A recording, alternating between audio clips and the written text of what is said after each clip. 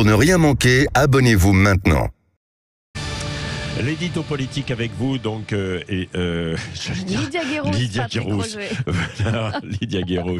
Bonjour. Bonjour. Semaine décisive donc pour Elisabeth Borne, avec des journées de jeudi et vendredi qui peuvent engager évidemment son avenir à Matignon. Oui, Elisabeth Borne poursuit son marathon. Elle reçoit beaucoup et se prépare à faire face à une nouvelle journée de mobilisation qui promet d'être très suivie pour mettre la pression sur les sages du Conseil constitutionnel.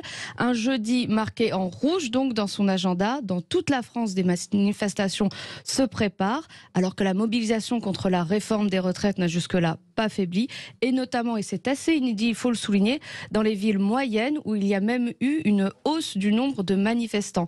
Également aussi, malheureusement, son lot de violence et de dégradation, à Paris comme en province, où certaines villes sont contaminées par ces débordements qui rappellent les pires moments des Gilets jaunes.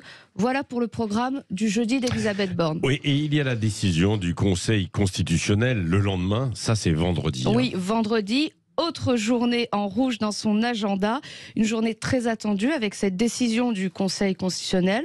A priori, il y a très peu de chances que les sages censurent l'ensemble du texte.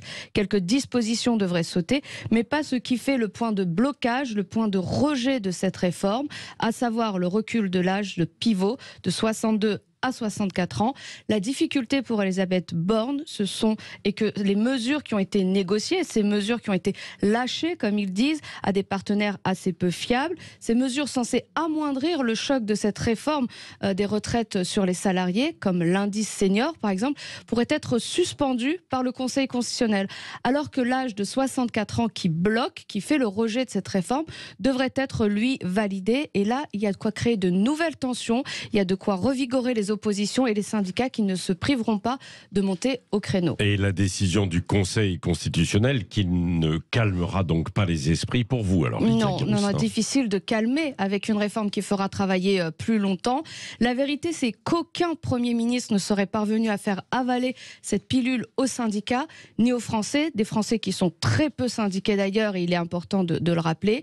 La réalité, c'est que le problème n'est pas Elisabeth Borne, ni sa méthode, mais peut-être un pays qui est très biberonné à l'État-providence, sans en avoir encore les moyens, très réfractaire au changement, et où une minorité qui, dès qu'elle est mécontente, se sent légitime pour casser, bloquer et remettre en question notre démocratie et nos institutions. Oui, c'est à suivre. Bien sûr, nous allons continuer d'en parler, d'en débattre ce matin, et vous reviendrez tout à l'heure à 9h moins 20.